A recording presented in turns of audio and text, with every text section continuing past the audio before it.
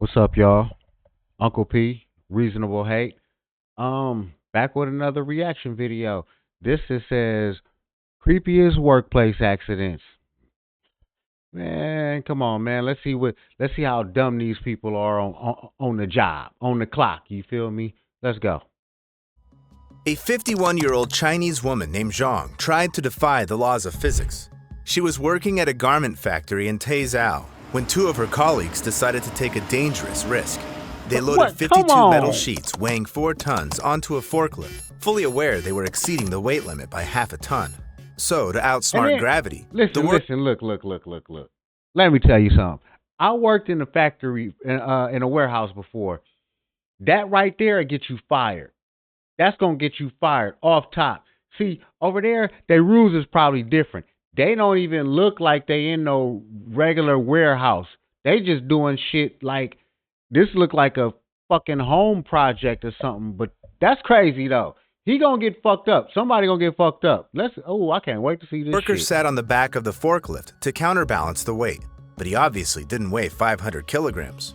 As a result, the forklift tipped forward, lifting its rear wheels off the ground. No! The next 15 seconds were the last. Come on, man. Come on. This is crazy. Listen, like, share, subscribe. If you don't subscribe, just watch the whole video, goddammit. I don't watch the videos until y'all watch the videos. You feel me? So I want to give my honest reaction. This is some dumb shit. Still, her tragic story is just the first in a series of eerie ways to lose one's life at the workplace. Oh, she so died? Viewer discretion is advised. Oh man, this gonna be good. Breaking the laws of physics is definitely Let me risky, like the video. but creating the illusion that you've bent them is a different story. I'm talking about the sponsor of this video, Mova Globes, whose globes seem to spin on their own. Subscribe to In the fact, they're powered by hidden magnets which activate when the globe is exposed to light. No need for charging wires or batteries. Aside from various styles of Earth That's maps, what we don't do. it was 1:47 p.m. when Zhang reflexively rushed to help her colleagues, foolishly hoping to stop the vehicle with her bare hands. Yet the laws of physics are unyielding. When Zhang was lifted off the ground, she lost her grip and fell under the forklift. At that moment, the metal sheets slipped and the rear wheels came crashing down directly on her. To make matters worse, the panicked driver hit the gas, pulling Zhang even further under the machine. It was still 1:47 p.m. and only 15 seconds had passed. Factory workers couldn't free Zhang from the trap, and when rescuers arrived and the rear wheels came crashing. It was 1:47 p.m. when Zhang reflexively rushed to help her colleagues, foolishly hoping to stop the vehicle with her bare hands. Yet the laws of physics are How unyielding. the hell you gonna stop a When fucking Zhang tractor was with lifted your off the goddamn ground, hand? she lost her grip and fell under the forklift. At that Oh, moment, the metal man. sheets slipped and the rear wheels came crashing down directly on her. To make matters worse, the panicked driver hit the gas, pulling Zhang even further under the machine. It was still 1:47 p.m. and only 15 seconds had passed. That's Factory crazy. workers couldn't free Zhang from the trap, and when rescuers arrived, all they could do was confirm her death. This tragedy could have been avoided if the workers had used the forklift properly. Conscious disregard for safety rules is one of the leading causes of workplace deaths. However, the consequences don't always fall on those who break Man, the listen, rules. let me tell you something. I ain't none of them. I guarantee you that lady ain't watched nan near training video on how to work that motherfucking forklift. Cause if she did, her dumb ass wouldn't have tried to fucking. Oh shit, I'm fucking shit up. Goddamn, my bad. She wouldn't have tried to fucking pull that motherfucker down, man. What? And to think they was actually gonna try to vote a woman in for president. You see this shit? That's what we would. That's the type of shit we would have to deal with a woman president. Come on, man. Look, come on, man. The first thing 21-year-old Day Davis did at his new job was snap a photo and send it to his fiancée. Not long before, they had lost their newborn daughter, a tragedy that pushed Davis, who had a reputation for slacking off, to no. Prayers to you, my brother. Damn.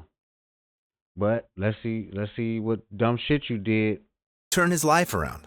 At 2 p.m. on August 16, 2012, Davis reported to work at Rum Factory No. 7 in Jacksonville, Florida. He had taken a temporary job there for modest pay, but he was proud. It was his first day at his first ever job after graduating. Davis worked on a palletizer, a machine that packs and stacks cases of filled bottles onto a pallet. They roll down the line, get compressed into a square. And let me tell y'all something. Listen, if any of y'all ever worked in a warehouse, that shit right there, that's fucking work. When them boxes start coming, they will not stop. And them motherfuckers get up on that motherfucking conveyor belt, and I'm telling you, the person that's working the belt, they'll just sit there and look at your ass. They won't even come over there and help you put those boxes, because you got to take the boxes off the off the conveyor belt and put it and stack them on a pallet. They won't even fucking help you. I worked at a factory or a warehouse.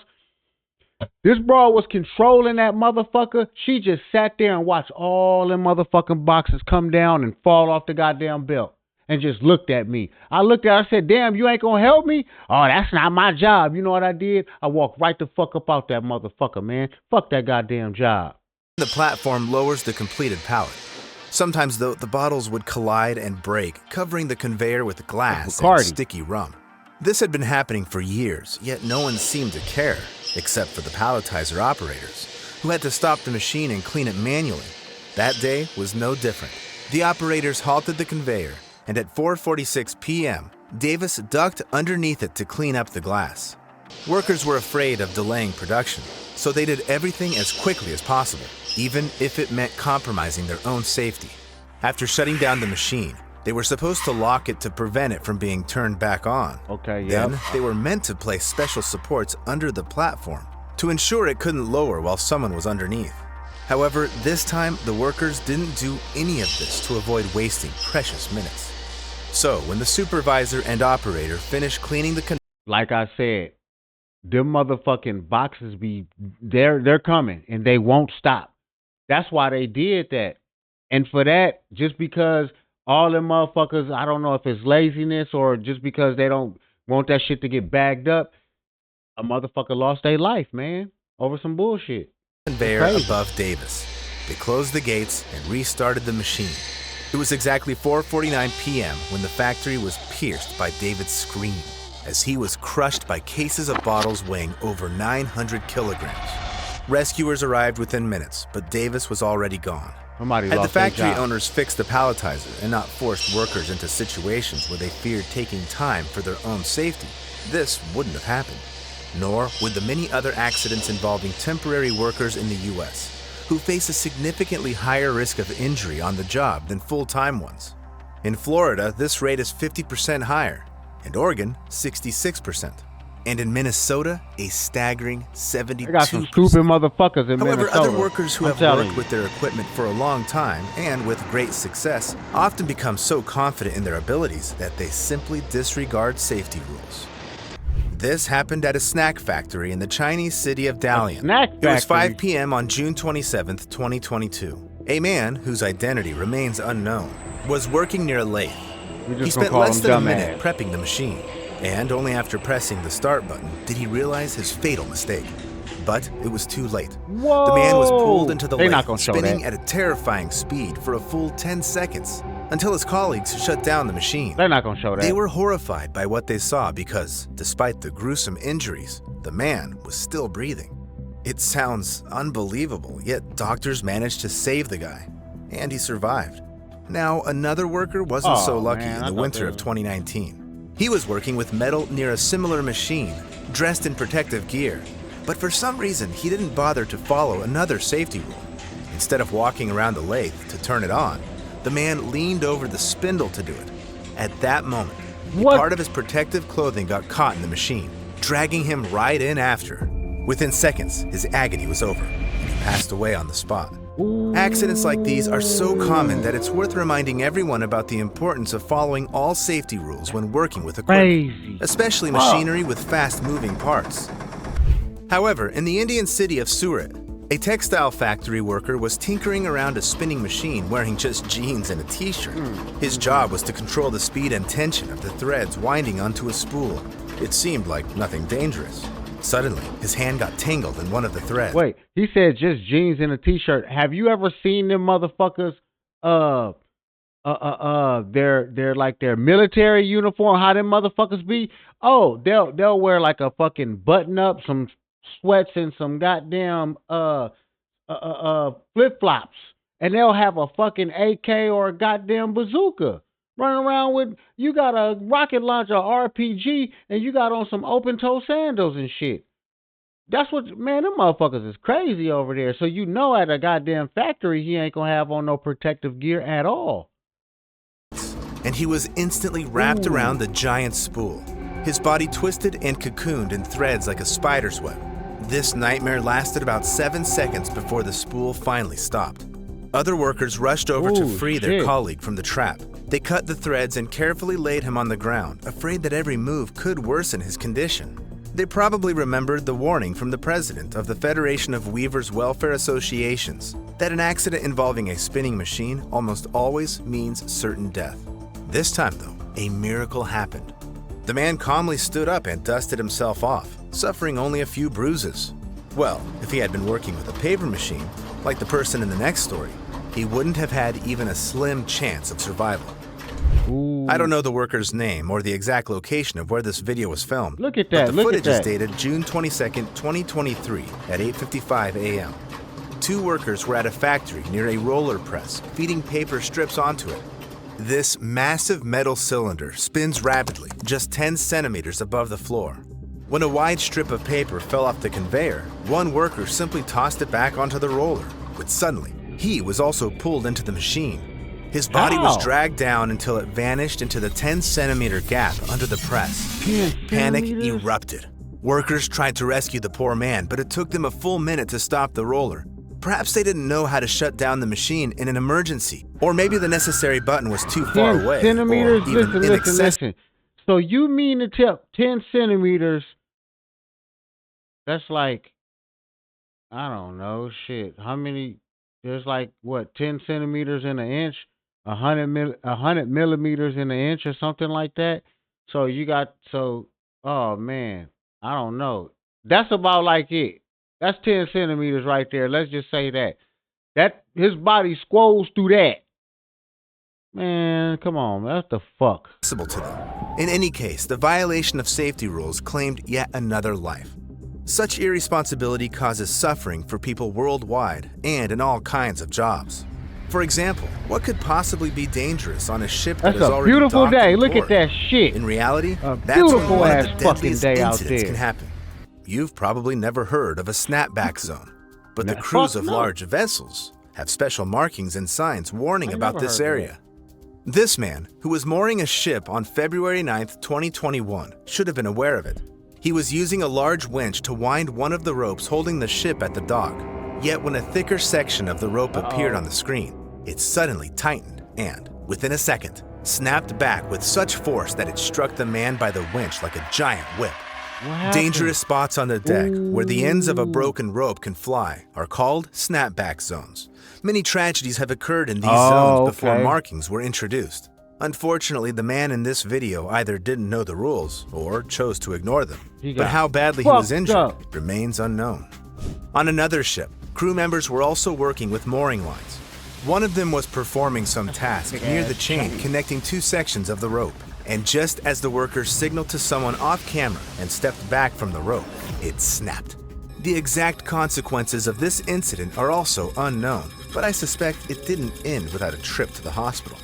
Let's hope all these sailors are all alive, because some people get lucky even in the worst circumstances. Damn, that's On September 2nd, 1990, the streets of Vancouver, Canada witnessed the first ever city-hosted race of the championship auto racing teams. Local driver Ross Bentley finished last in the standings, but still qualified. He started the race and was performing well until the 16th lap, when his car stalled on one of the winding turns.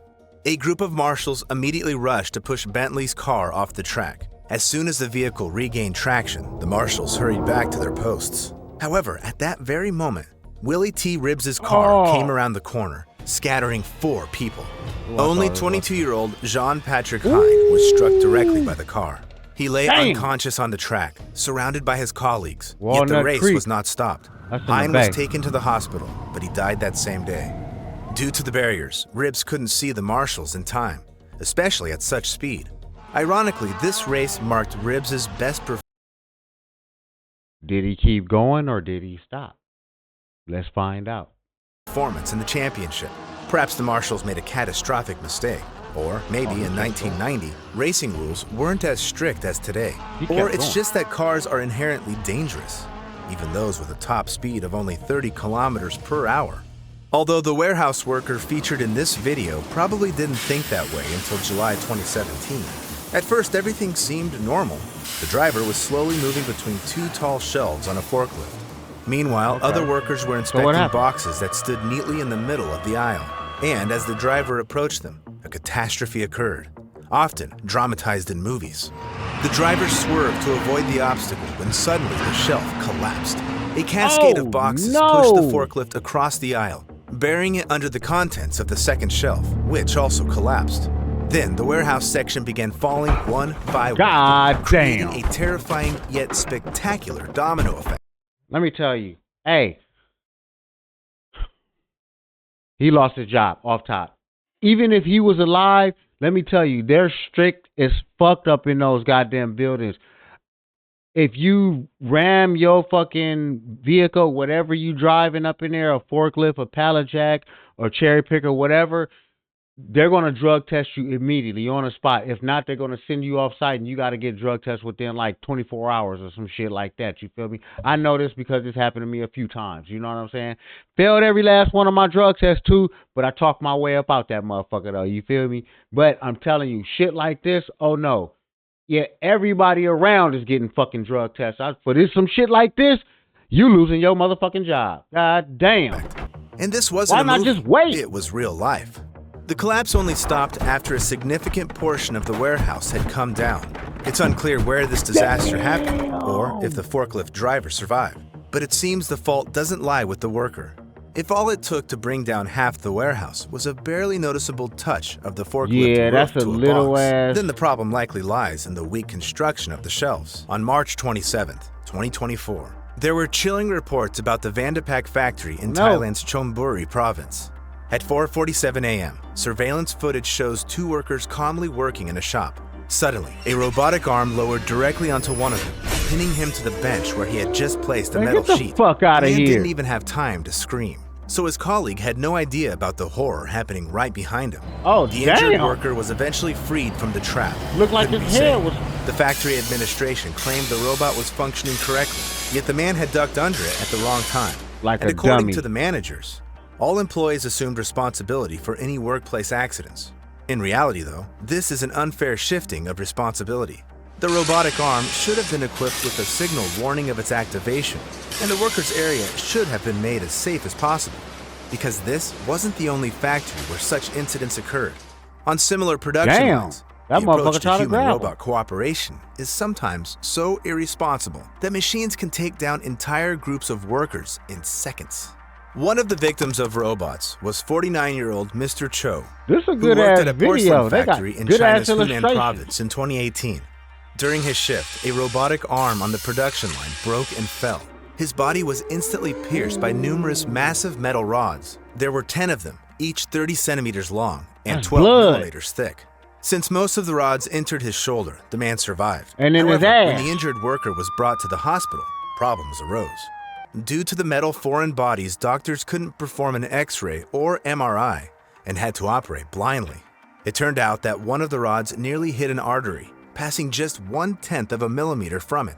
Surgeons worked all night and managed to save Cho's life. Details about how and why the accident happened are unknown, but it's evident that the safety protocols at this porcelain factory they don't get paid over there neither when you get fucked up. A year earlier, another Chinese resident, Yang Ming, found himself in a similar situation at a construction site. During his shift, the 37-year-old worker made a typical but fatal mistake. He accidentally touched exposed wires. However, the shock threw him directly onto a 120-centimeter metal rod. Whoa. That's about to be the motherfucking, that's going to be the screensaver. What you call it? The thumbnail. That's it right there. Let me see if I got it. Damn, what the fuck?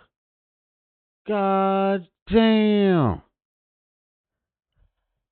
Oh, yeah. Damn. He fucked him up right on his ass. Look at that. Passed through Ming's body like a knife through butter.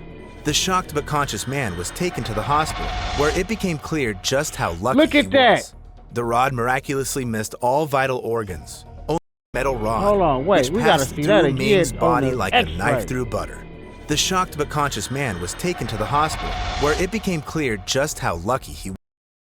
Look at that right there. Look at that. That is going directly up his motherfucking ass.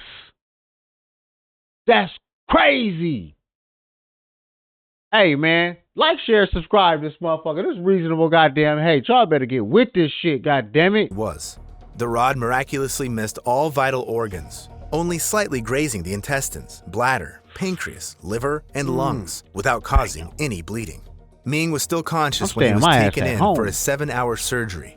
The surgeons removed the rod from his body, but still, he had a long road to recovery. And while none of us can predict or avoid every possible threat, everyone should take care of their safety and demand the same from their employer. Man, fuck all that. Listen, look.